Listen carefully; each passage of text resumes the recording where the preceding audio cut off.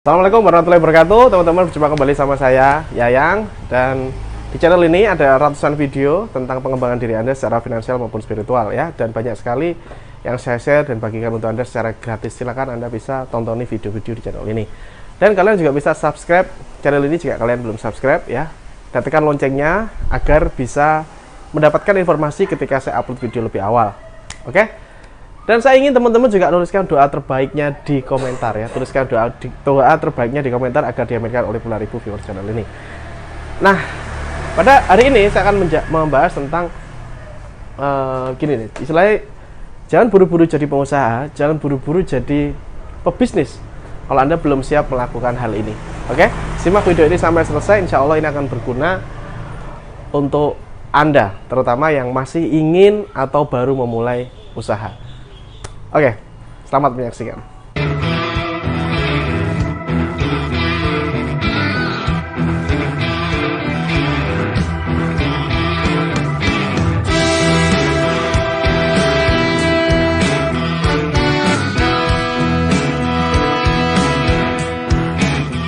Yang pertama adalah kamu jangan buru-buru mulai usaha atau mulai dagang kalau kamu belum tahu ini. Jadi yang pertama adalah ya, biasanya orang itu takut rugi.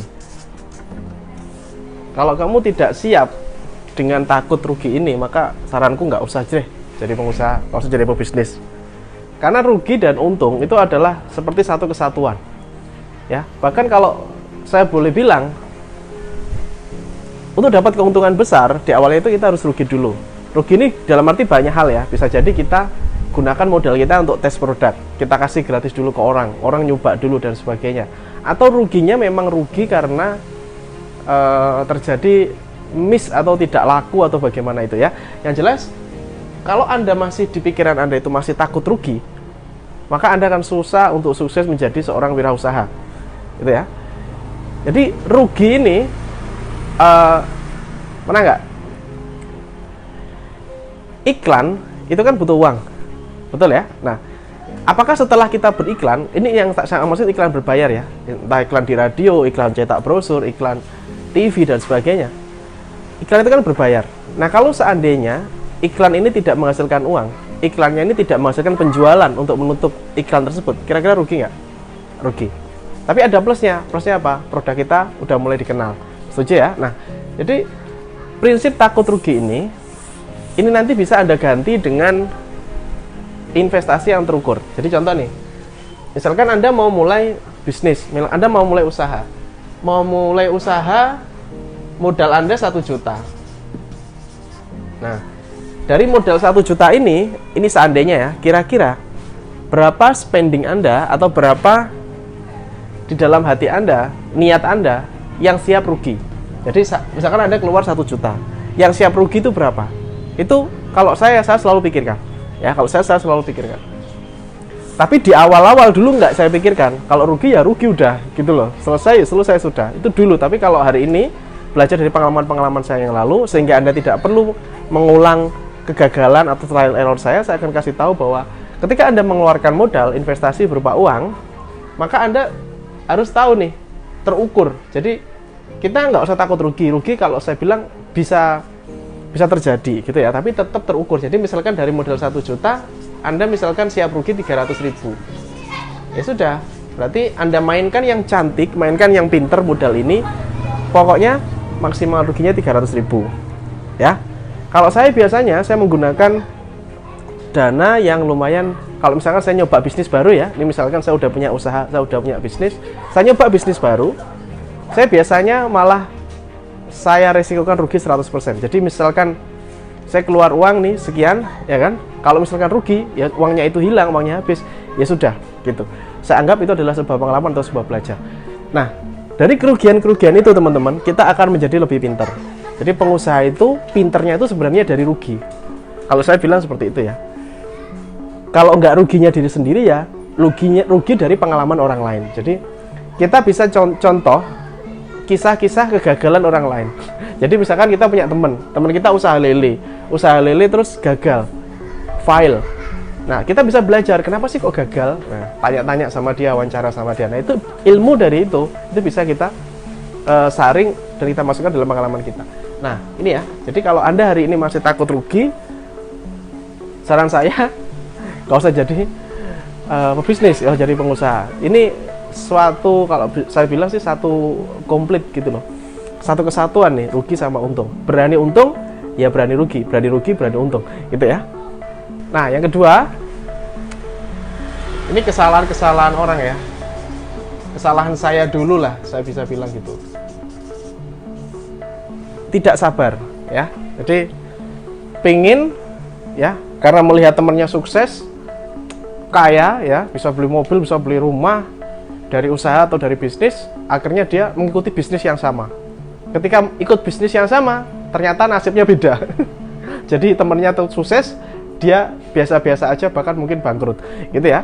Nah, kenapa? Karena ya ini, melihat-lihat tok dan tidak sabar. Ya, melihat orang lain sukses, dia kira kalau bikin bisnis yang sama itu juga bisa bikin ikut sukses gitu. Ternyata tidak gitu. Nah, yaitu tidak sabar, tidak sabar.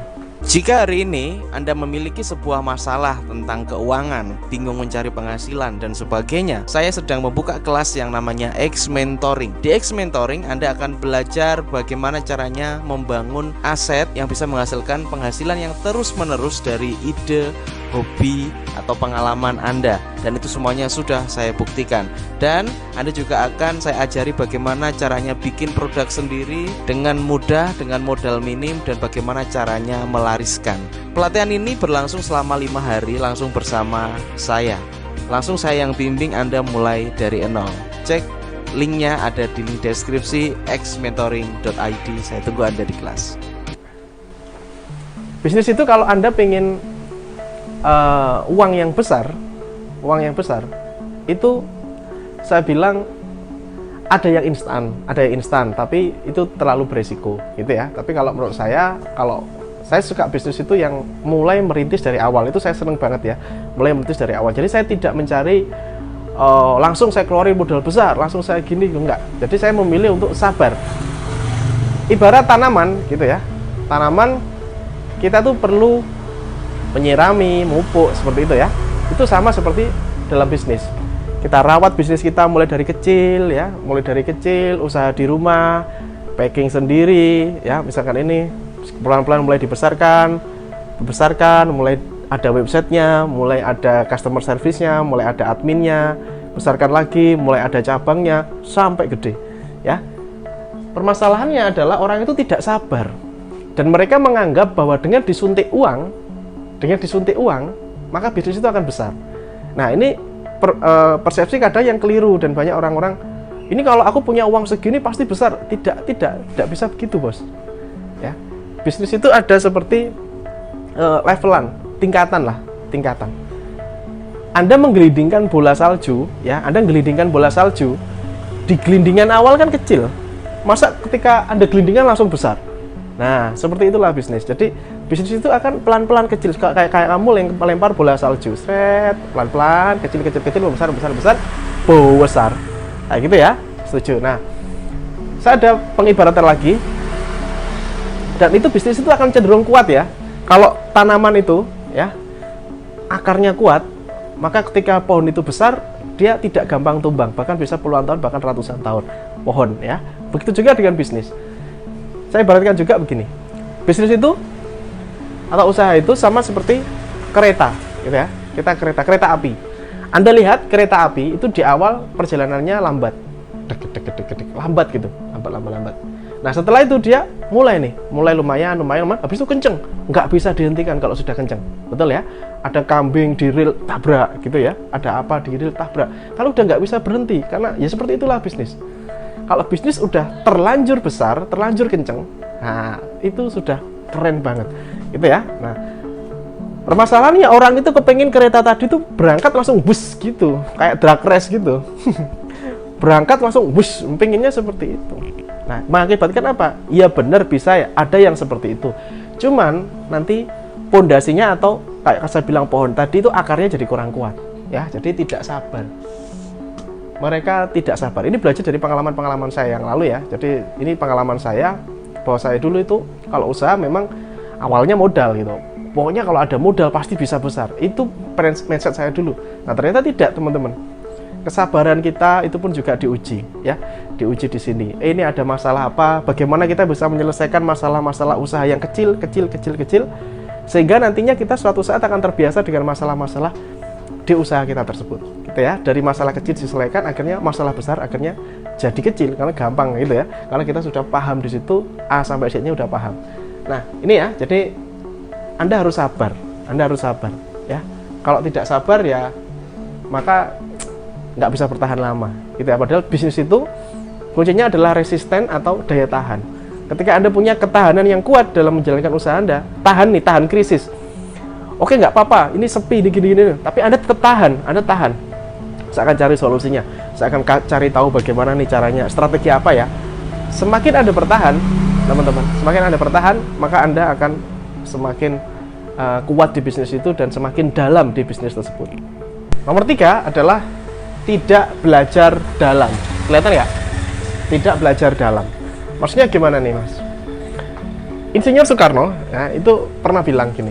Presiden pertama kita, founder bangsa Indonesia, pernah bilang, kalau kamu ingin mutiara, kamu harus menyelam lebih dalam. Artinya, orang yang dapat mutiara itu adalah orang yang menyelamnya paling dalam. Nah, seperti itu. Banyak orang mau mulai usaha, mau mulai bisnis, merintis bisnis, tapi dia tuh malas belajar. Malas belajar dari saingan, kompetitor, malas belajar tentang produknya sendiri atau barangnya sendiri. Nah, ketika dia tidak belajar lebih dalam, menyelam bisnisnya lebih dalam, tidak belajar tentang detail-detail bisnisnya, tidak belajar melihat apa sih yang lagi trending hari ini, lagi viral hari ini, bisa nggak dicocokkan dengan bisnis saya, gitu ya. Tidak belajar juga, misalkan, oh ini bisnisku mestinya lewat TikTok nih, mestinya lewat YouTube nih, mestinya aku promosiin di media sosial. Tidak belajar itu juga. Nah, terus bagaimana? Gitu ya. Masa selamanya Anda cuma buka lapak di depan rumah aja, gitu ya. Jadi tidak mau belajar lebih dalam. Itu salah satu belajar lebih dalam tentang marketingnya. Tapi sebenarnya knowledge produk atau pengetahuan tentang produk yang Anda jual itu Anda harus memahaminya. Kalau Anda misalkan sudah misalkan nih ada bisnis mebel. Awalnya sih ikut orang. Awalnya Anda misalkan kerja ikut orang, ikut di mebel. Nah, setelah itu Anda mulai mempelajari, oh begini toh caranya biar kayunya ini tampak mengkilat. Oh begini toh biar desainnya itu menarik. Oh begini toh biar fungsinya itu bisa maksimal. Nah, Anda mulai belajar. Di situ misalkan 3 tahun Anda kerja. Habis itu Anda buka sendiri. Nah, di situ ilmu-ilmu Anda praktekkan sambil Anda terus update terus. Nah, bisa jadi Anda bisa lebih kaya daripada orang yang dulu Anda kerja di situ. Gitu ya, karena Anda memiliki kemauan. Ini soalnya tentang kemauan nih, kemauan belajar. Jadi bisa itu belum tentu mau. Tapi kalau Anda mau, Anda pasti bisa, ya. Jadi selami lebih dalam, nyelam, ya. Ini nanti akan berhubungan dengan jam terbang. Itulah kenapa dokter spesialis itu ongkosnya lebih mahal daripada dokter umum. Karena mereka spesialis, mempelajari satu bidang tertentu dan fokus selama waktu yang panjang. Gitu ya. Bruce Lee pernah mengatakan, kalau Anda tahu Bruce Lee ya, saya tidak takut dengan orang yang punya 1000 jurus.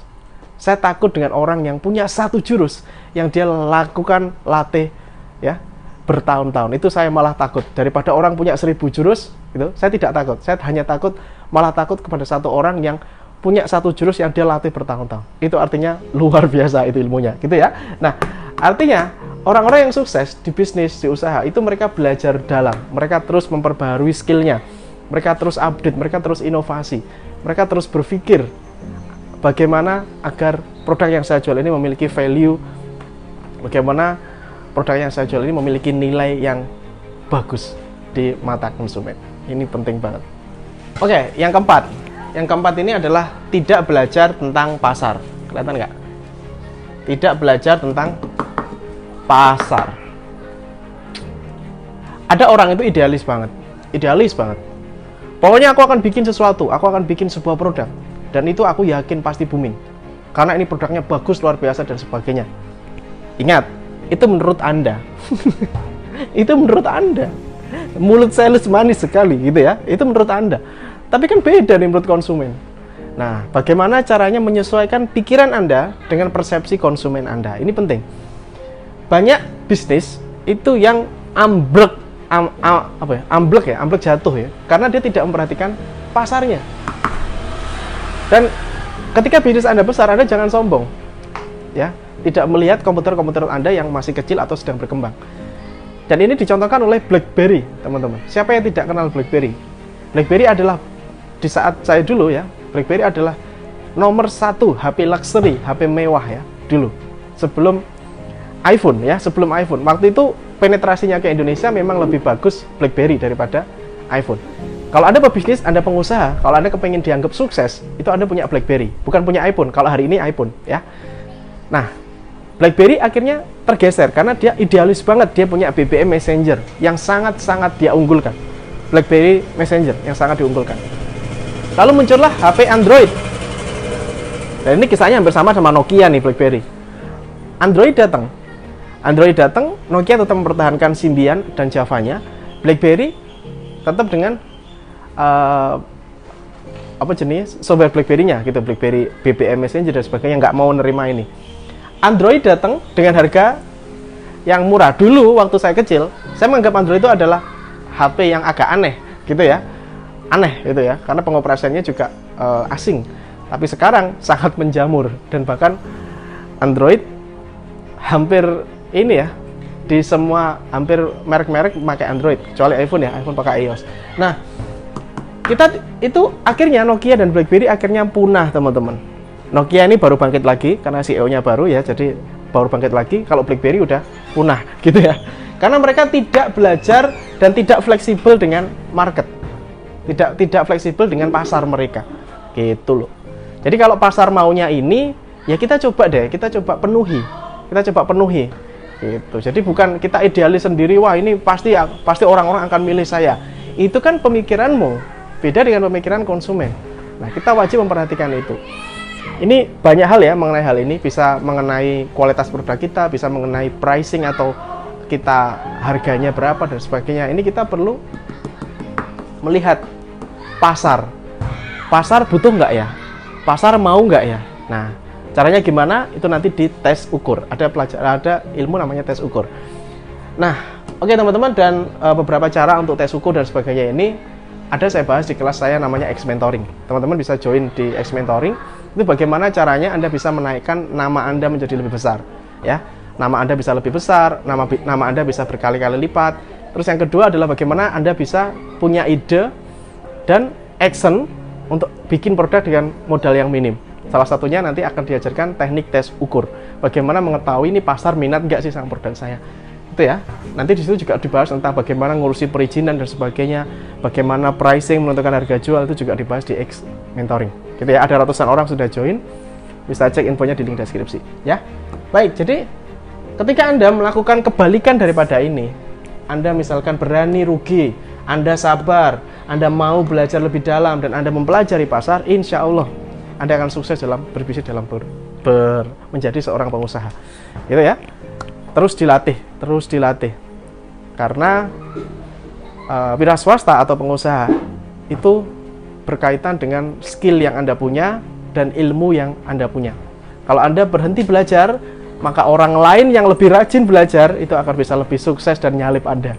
Hati-hati, gitu ya. Oke, semoga bermanfaat. Have a nice day and good luck. Salam Aris Manis. Assalamualaikum warahmatullahi wabarakatuh.